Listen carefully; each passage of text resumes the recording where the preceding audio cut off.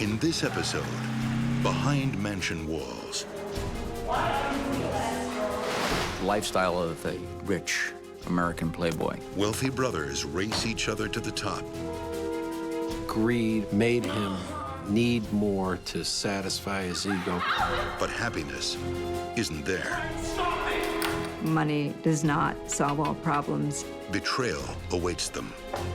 She was involved with somebody. Oh, this is not right. And death follows their trail. He was beaten up and tied up. Just tell me what you want. And basically tortured. I'm Christopher Mason. In this episode of Behind Mansion Walls, you'll meet two brothers, Rob and Andrew Kissel. Their family wealth gave them a head start in life. Yet as they raced to build their own fortunes, tragedy nipped at their heels. They were born to win, but the final victor was murder.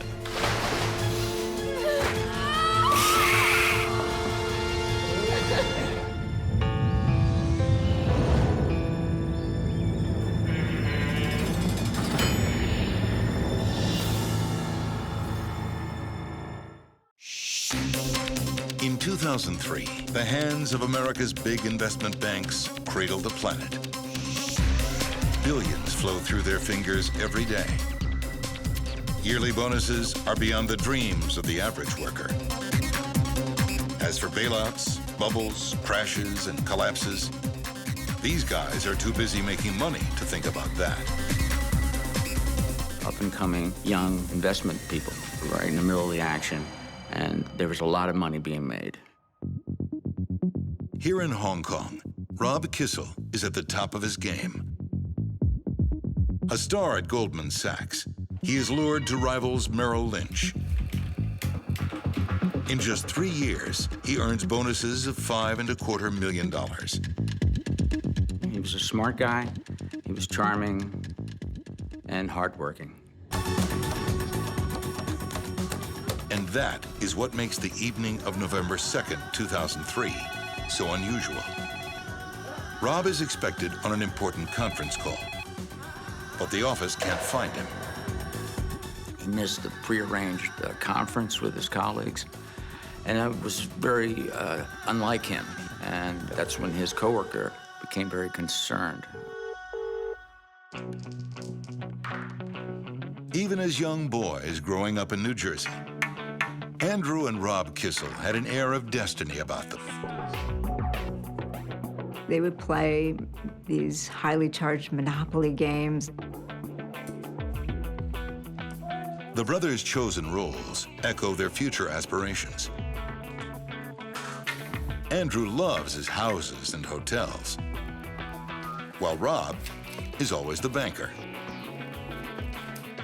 Andrew was the older of the boys by 4 years, but Rob seemed to have more of a fluidity and methodical grace, and he seemed to succeed more easily. The boys' fierce competitive streaks are said to be driven by their father's desire. Bill Kissel, father of Andrew and Rob, had set up an atmosphere in raising them of competition, Winner doesn't have to mow the lawn. which apparently he thought would help build character and build their sense of ambition and momentum. But it's his win. You better win that. Bill Kissel doesn't have Monopoly money. He's got the real stuff, by the millions. And he's made it the old-fashioned way, through hard work. Mr. Kissel was a very successful entrepreneur. He just worked very hard and made himself, quite a fortune. Mr. Kissel expects nothing less of his two sons. Both boys were popular in school, did well athletically and intellectually, but Rob seemed to have the edge on his older brother. Rob has the smarts and the looks. Rob was better looking. Apparently he was smarter, more ambitious, and Andrew, as his father would later say to me, took shortcuts in life. Despite their differences, Andrew and Rob Kissel have one constant: They grow up breathing the rarefied air of wealth. Skiing in Vermont, luxury cars, overseas jaunts. On their 16th birthdays, their father presents them with their own credit cards. And his conditions? None. They can buy anything they want.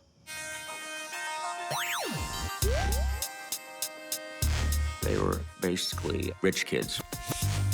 And great wealth brings great expectations. Keep buying, keep buying. When Rob and Andrew grew up in wealth, they could already see the kinds of things that they'd want to aspire to have as adults and for their own families. I love this town. But Andrew and Rob chased their dreams in very different ways. If you could find two people who were so opposite, it was Rob and Andy Kissel. Andrew wants it all right now. And how he gets it, well, that doesn't really matter. Andrew, as his father would say, liked to take shortcuts. You know how much property I own in Connecticut? Andrew's shortcut to riches is real estate, investing in New Jersey and Manhattan. It pays off handsomely. Andrew Kissel had the lifestyle of a rich American playboy. He had a car collection that was phenomenal. Why don't you take it for a spin? I had seen the car collection. It was in a garage next to his office, and it impressed me.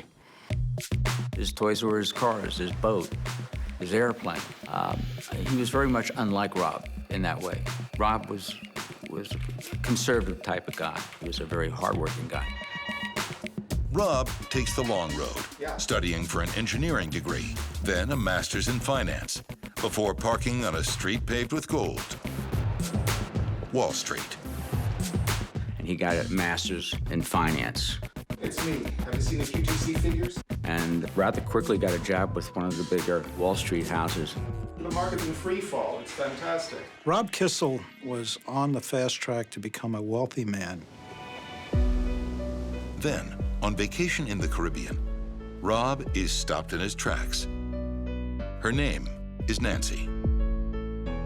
She was a blonde, very attractive woman who took very good care of herself. Rob, of course, was an upcoming star in the financial markets. She realized that this fellow would be quite a catch because he was handsome, successful, and charming. By 1997, Rob and Nancy are married with 3 kids. Rob's stunning rise to the top of the finance world has landed him in Hong Kong, working for investment bankers Goldman Sachs. That's when you know he's master of chopsticks. Rob was working in distressed debt. And when it really hit the fan, he was sent to Hong Kong to be where the action was, actually.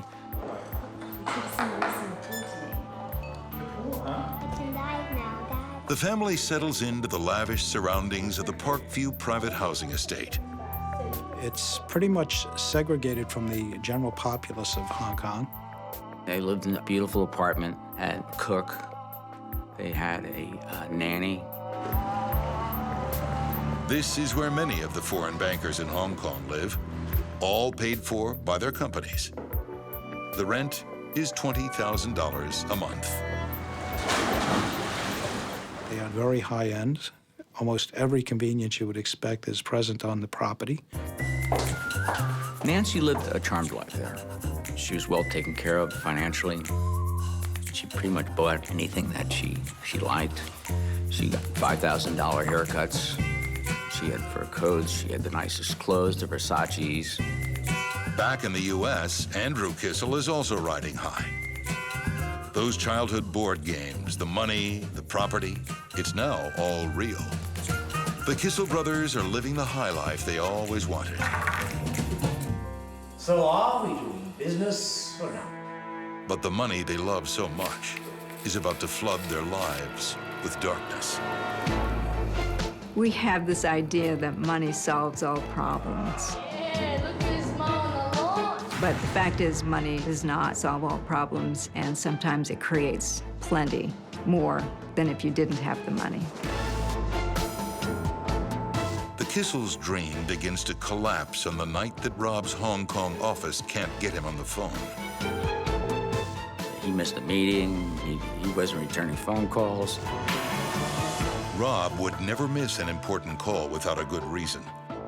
And tonight's reason is that Rob Kissel is dead.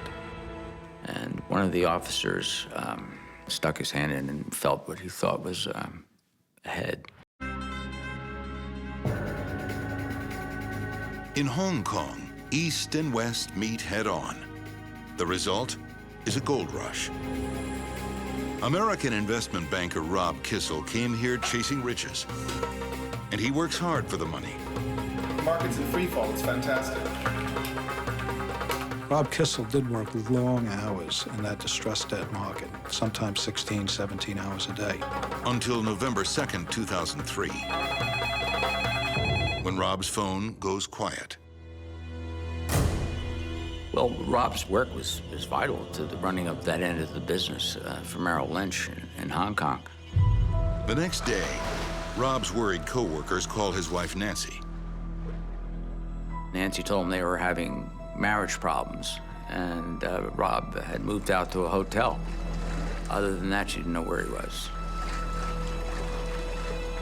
After 4 days, Rob's office calls the police. They sent some officers over to the complex to interview Nancy, figure out where Rob had gone. Armed with a search warrant, officers make their way down to the Kissel storage room. They opened up the storage room and saw this rug all rolled up. And one of the officers stuck his hand in and felt what he thought was a head, a human head. They removed it from the storage room, opened it up, and found Rob's body. His head is disfigured from a vicious attack. And Rob's body has been there for some time. You could smell the decomposition of a dead body. And Nancy was arrested. Suspicion of murder. Denied bail, Nancy is held in custody in Hong Kong, awaiting her murder trial. Rob's murder rocks the Kissel family, especially his older brother, Andrew. Andrew has been quietly building an empire worth millions, but its foundations are shaky. Andy was very, very flashy with what he had. He liked shortcuts and he liked fast women, fast cars. As opposed to Rob, who was more of a family man. Andrew Kissel enjoys the finer things in life. Private yacht, private jet, the best champagne, the best cocaine.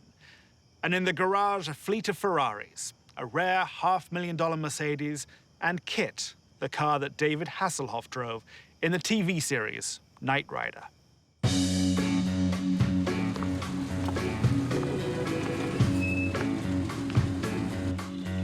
Very nice. There were a great many automobiles. There were a great many Porsches.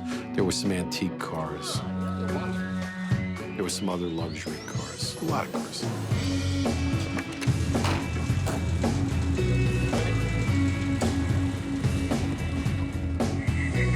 They were all either vintage or fast.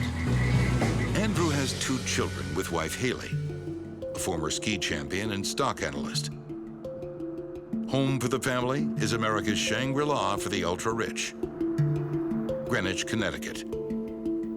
There are certain areas of Greenwich where you'll find probably the biggest concentration of wealth in the world. It's the leafy home to New York's elite moneymakers who like to escape the concrete jungle. There are billionaires here. There are people who have billions of billions. So if you're a millionaire in any place else, you'd be the big dog or the big guy on the block. Over here, you're just another face in the crowd. Kissel lived in a good part.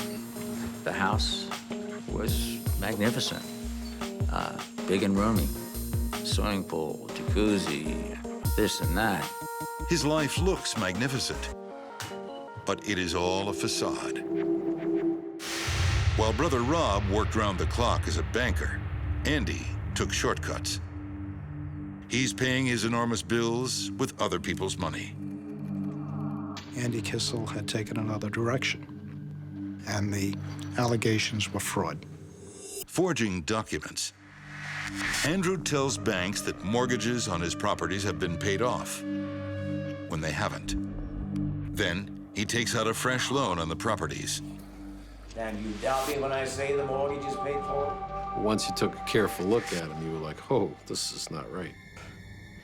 So are we doing business or not? A real estate lawyer discovers the forged documents and blows the whistle. Then the federal charges started to come in once the FBI got wind of his financial doings. Kissel is arrested, charged with fraud, grand larceny, and forgery. The FBI says his frauds amount to $25 million in 3 states. Are you okay, boss? No, I'm not. Awaiting trial, Andrew is placed under house arrest, complete with an ankle monitor. All his assets and bank accounts are frozen. His glamorous drive through life has the brakes slammed on. He stole a lot of money. I don't think I trust him with any big financial maneuvers. A lot of the money was spent, never to be recovered. His wife, Haley, is as angry as his creditors. She went every weekend up to Vermont, just to get out of the house with the kids, because at this point in time, she couldn't stand Andrew. Please don't do this. I can change. Please. It turns out fraud isn't Andrew's only vice. 2 of his habits were cocaine and prostitutes. Andy had a penchant for living a high lifestyle. Haley files for divorce and says she fantasizes about pummeling Andrew to death. If the Kissel family thinks they've hit rock bottom, they are sadly mistaken. Back in Hong Kong, Nancy begins her murder trial, and she has some surprises in store. She said he was abusing her sexually. She was forced to kill him, or she would have been killed. And later, the Kissels will face another bloody shock. His hands were zip-tied, his feet were zip-tied, his ankles, and he was stabbed multiple times.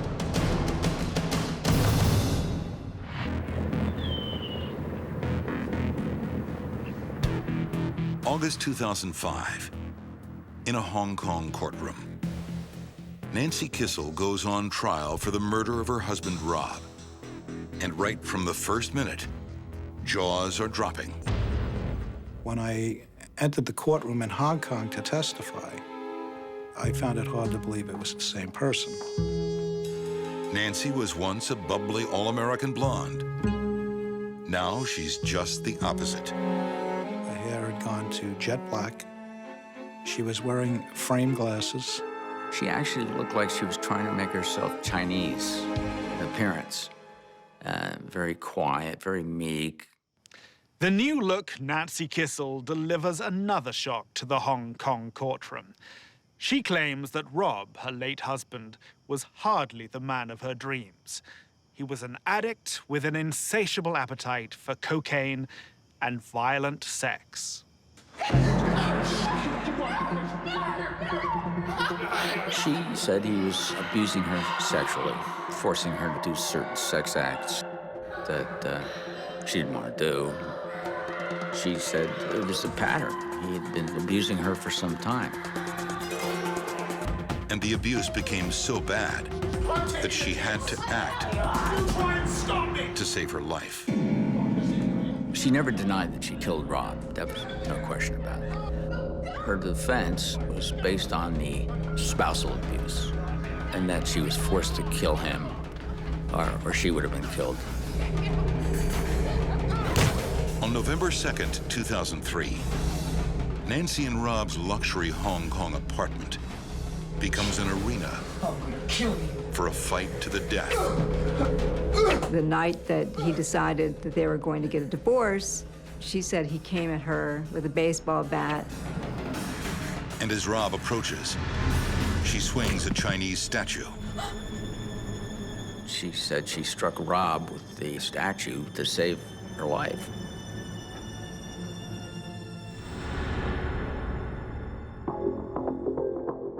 Nancy pleads guilty to manslaughter. But New York private detective Frank Shea knows that there's much more to this bloody battle.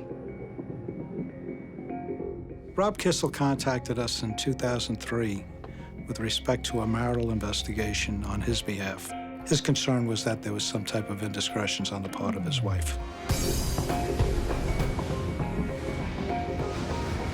In 2003, the SARS epidemic sends a panic through Asia. So Nancy takes the kids and the nannies back to their vacation home in Vermont. And when the danger passes, she's reluctant to move back to Hong Kong. His suspicions were aroused at that point that she was involved with somebody. Frank Shea orders a stakeout at the vacation home and confirms Rob's fears. During the course of the investigation, it did prove that there was somebody else involved with Nancy Kissel. In Hong Kong, Nancy has everything a well-kept woman could desire. But she's living in a bubble. Well, it's certainly a different community than to the average citizen of Hong Kong. The people live in their expat building, so to speak, and your associates and your colleagues and your friends are normally going to the same schools, the children, same social events, and so on. I think Nancy Kissel kept her movements confined to the social aspect of living at the residence where she did. Here she is in an enclave of other people like her, other families like her. These men work 16 hours a day. So the wives were alone a lot. They had nothing left but to just show off to each other. So the pressure is on to have a certain appearance of success. As Nancy spends and spends, her marriage is plummeting in value. Rob had, well, he worked very hard. He was at the office sometimes 16, 18 hours a day. Come home, get fed, go to sleep, and go back to work. And so Nancy was left to her own devices a lot. She's 6,000 or 7,000 miles away from home. She's living in a community it's not what she was used to. So just being in Hong Kong, away from family, away from her roots, so to speak, I think may have had some influence on it. Back in Vermont, the empty spaces of her marriage are filled by desire, and her eye begins to wander. When an audiovisual specialist comes to install a new home stereo system, Nancy is vulnerable. She engaged audiovisual specialists so that they can have a new stereo system. He began staying there later and later. She got involved with this guy sexually. Rob was devastated, and he decided that he would like to try to make the marriage work. Rob Kissel then confronted Nancy, and she agreed that they should try and get their relationship back together. Rob was very willing to do that. He was very attached to his children. But Nancy is still infatuated. She keeps writing to her lover, and Rob decides divorce is the only option. Rob was pretty convinced at that point that he wouldn't be able to keep this marriage alive. The only thing he really insisted on was his ability to see his kids. Then Frank Shea's investigation takes a frightening new turn. And at one point, Rob even relayed the fact that he was feeling a bit unusual when he would come home at night and have his scotch. He started to detect it tasted kind of funny, and he was getting more inebriated. Certainly, the thought crossed my mind at that point that there was the probability, or at least a suspicion, that Nancy was drugging Rob. He took in what I said. He did understand what I said, but I think he was still in denial that his marriage was going to end. And at that point, I flew over to Hong Kong and spoke to him face to face. And I pretty much told Rob Kissel at that point, I said, Rob, I believe that she may be intending to kill you. Frank Shea urges Rob to take immediate action. I suggested that he do two things. Number one, get a sample of the alcohol. Number two, to be immediately tested by a doctor, a lab test, to see if there was any type of foreign substance in the scotch. But Rob won't put the PI's theory to the test. Rob Kissel, to the best of my knowledge, never did that. He did contact me quite a few times over the next couple of months, and he never did send a sample. And then I had found out that he had been murdered. Frank Shea's suspicions seem to be confirmed by Rob Kissel's Hong Kong neighbor. He has an explosive revelation for the court. On one particular day, Rob, after watching his kids play in the playground area of the complex, came home and Nancy was making a strawberry milkshake. Rob invites his neighbor in to share the special Halloween shake.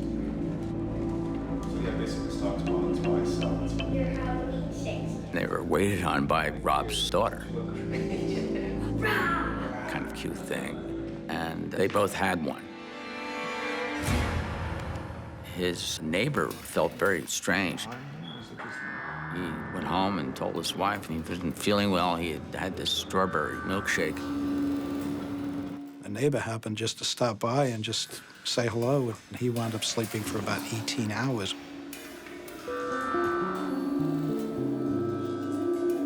One hour after drinking the milkshake, Rob's office calls.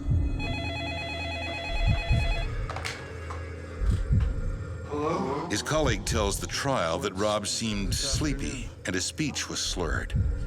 I'm tired. Heavily sedated, Kissel heads to his bedroom to rest. And according to the Hong Kong prosecutors, this is where Nancy strikes. And Nancy took that opportunity to kill him, to finish him off. She used a very heavy statuette and struck him at least 6 or 7 times in the head, basically crushed his skull. Rob Kissel was defenseless, and he was murdered, and he was bludgeoned to death. And there is no way he could have defended himself, given the amount of drugs that were in his system. What really goes against her is battering him 5 times.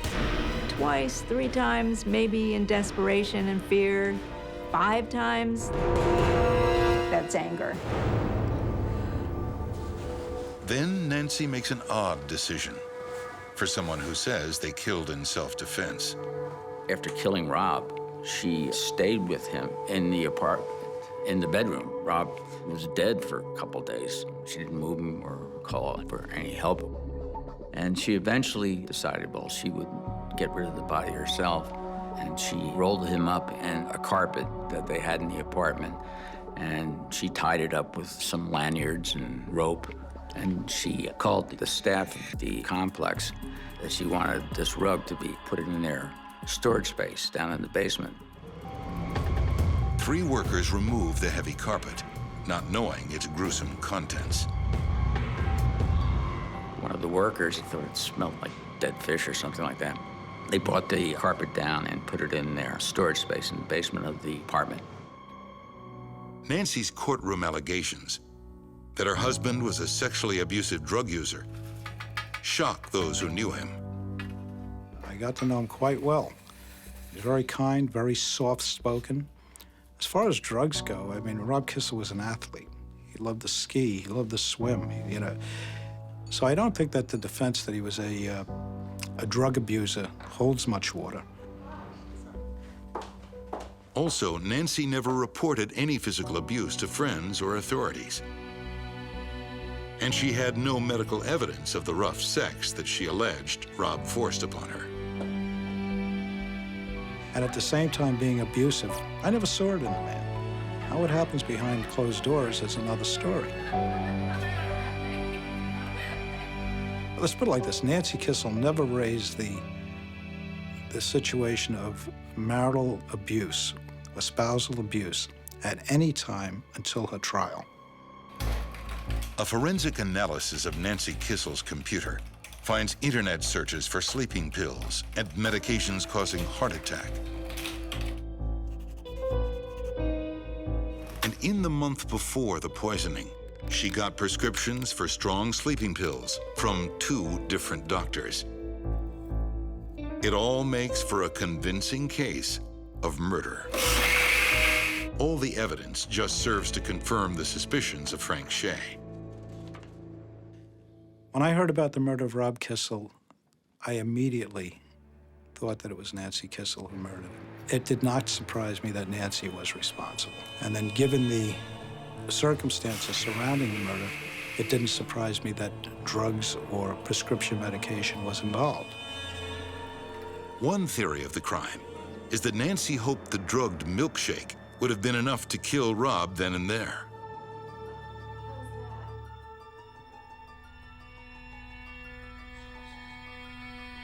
Apparently, Rob was a little more callous to that particular poison because he had probably been giving it to him all along. And he had built up somewhat of a resistance.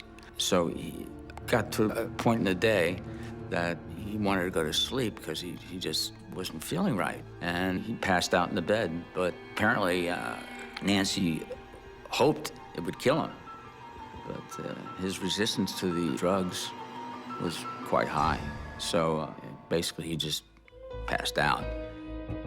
The trial lasts 65 days, but it takes only hours for the jury to find a verdict.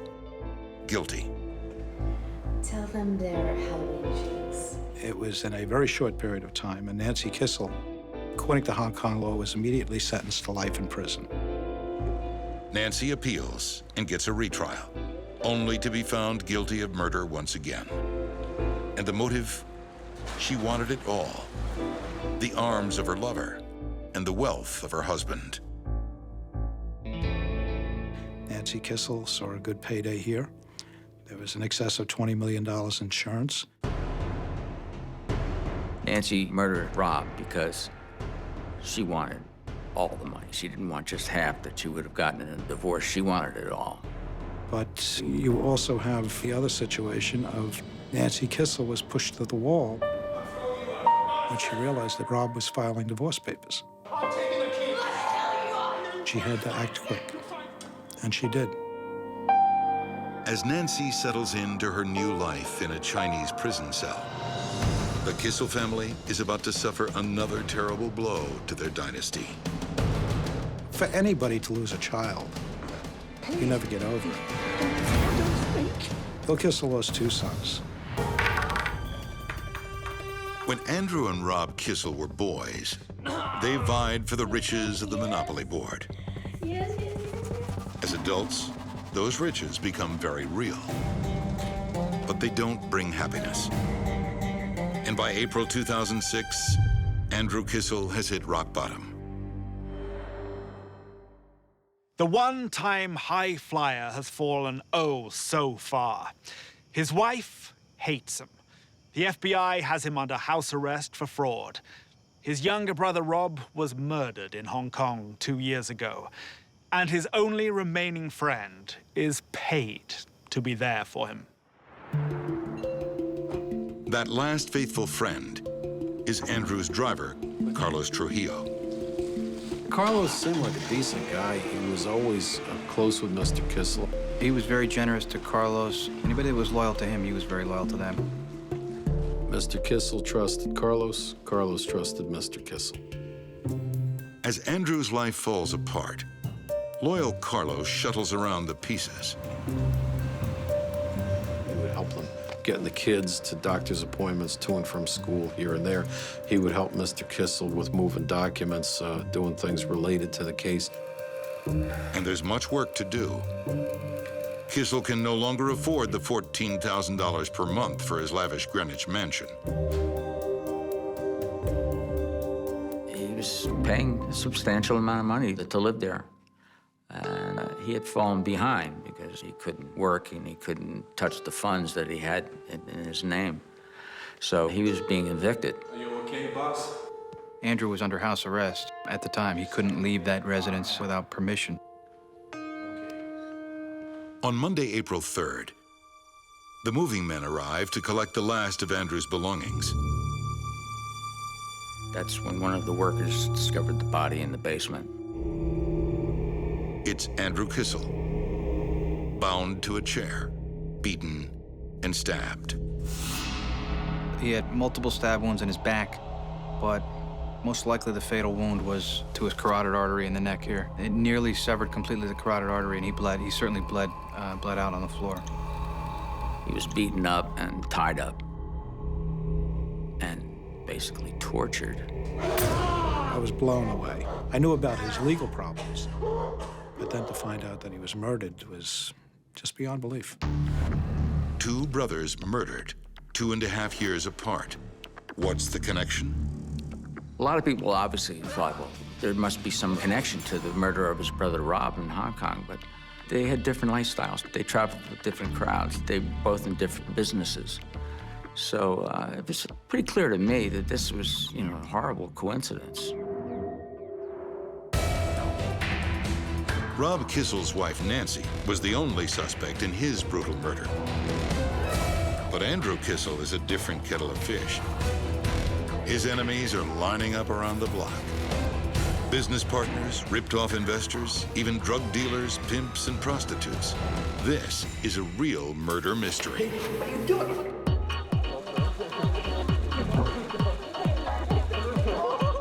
There was a great deal of speculation about who it might have been. And the speculation included certainly more than one person. There were many people who had good reason to see him die. I know that he had some very loyal friends, and he had some very loyal enemies. He had some committed enemies. In Andrew Kissel's final months, his thirst for luxury vice can't be quenched. Andy had a penchant for living a high lifestyle. Two of his habits were cocaine and prostitutes. And his habits don't change, even with the wolves at the door. Think you can get a good price for these, Carlos? Well, as we all know, prostitutes and drug dealers don't take credit cards or checks. Absolutely, boss. If you can do it in the next couple of days, I'd appreciate it. Sure. Kissel's driver, Carlos Trujillo, greases the wheels. He was having Carlos sell jewelry for him. Andrew would broker these deals with a local jewelry store and send Carlos out to do the transaction and bring the cash back to Andrew. Carlos brings the cash, and he brings the party. All's organized? I'm going to pick him up now, boss. Good man. Basically, whatever Andrew needed, Carlos would be there to take care of it.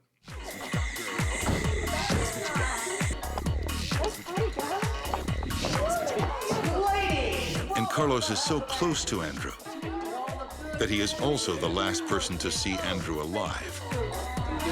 He put himself as the last person to have seen Andrew alive the Sunday before the body was found. The body was found Monday morning.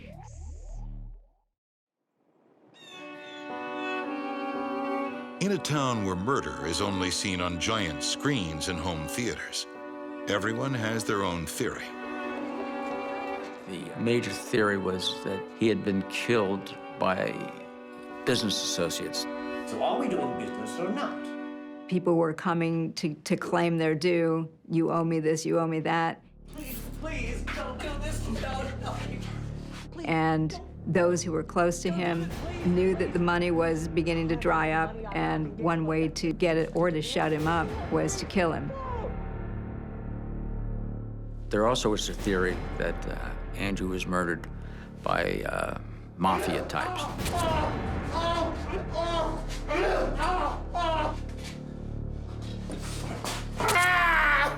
He had screwed all his partners before, so it's not unreasonable to think that he shortchanged these people who don't like to be shortchanged.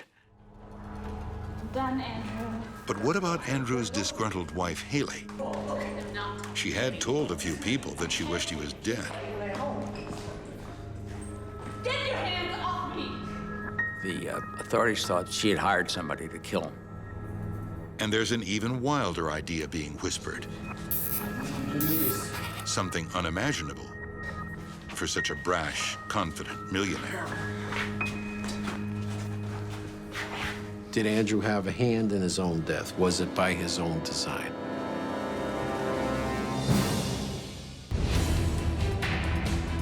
Andrew Kissel's fleet of luxury cars gave everyone he drove past a clear message.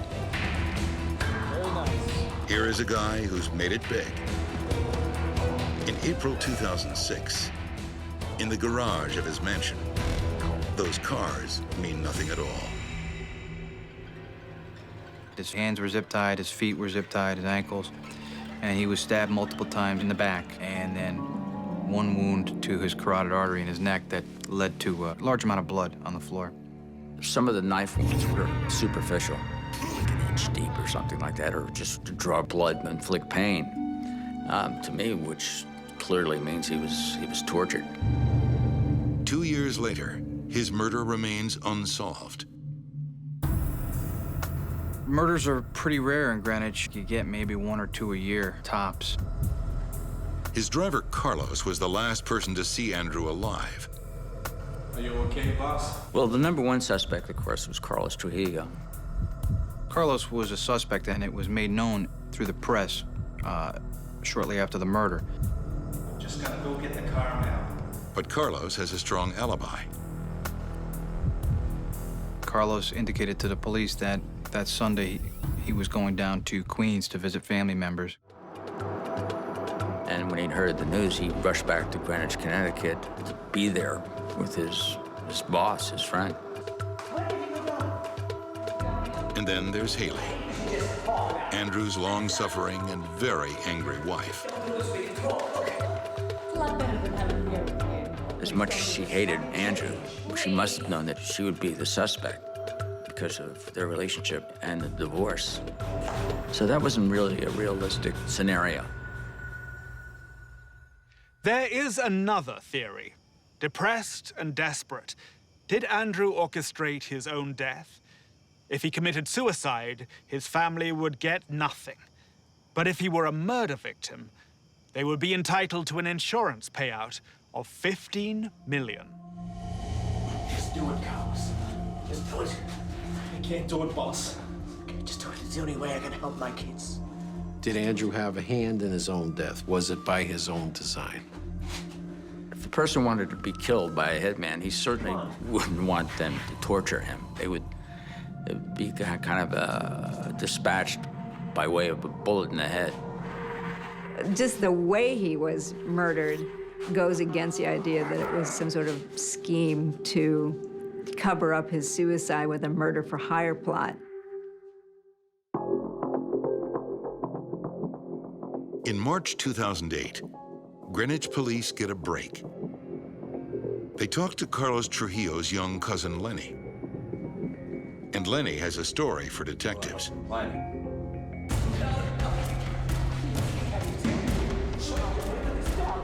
His cousin Carlos paid him to kill Andrew Kissel.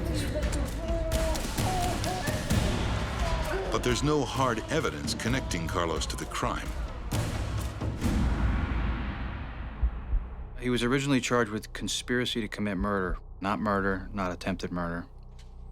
And I quickly realized upon reviewing the warrant that the only evidence they had against Carlos was the words of this Leonard Trujillo, this 19-year-old kid. Please, Carlos, don't do this. No, shut up. Please, don't do this. What are you doing? Stop. It was all circumstantial. They had no murder weapon, no confessions, no eyewitnesses. What are you waiting for? Do it!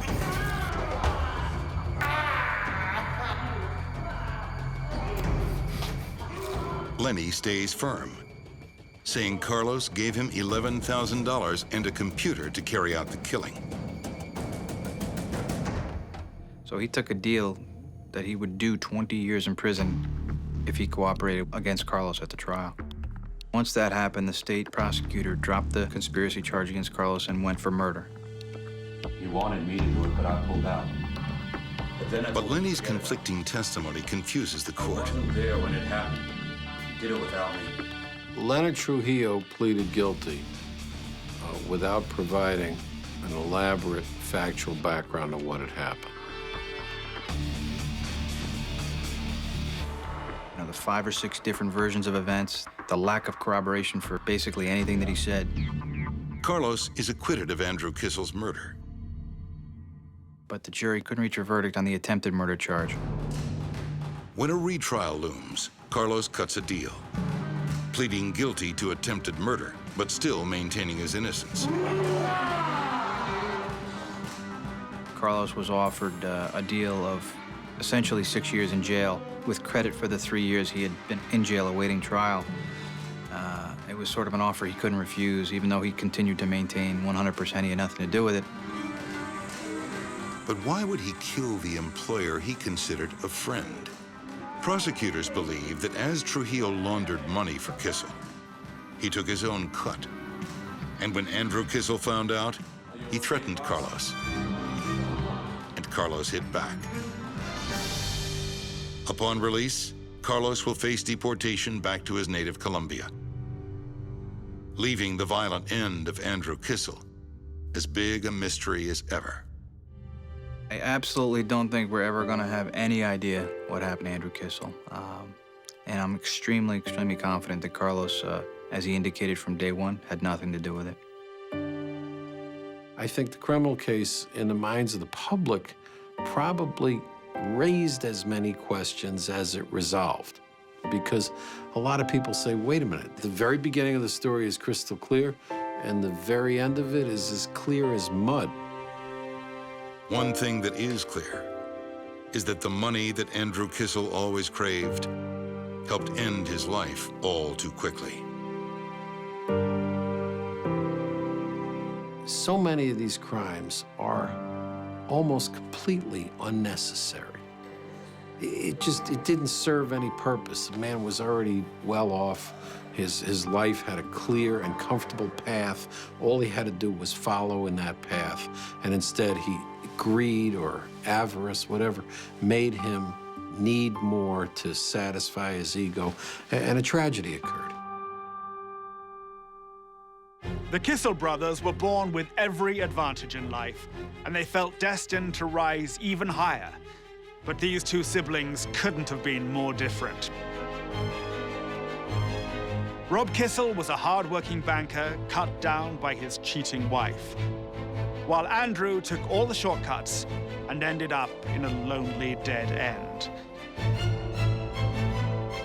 They were born to win, but all that promise was felled by fatal greed.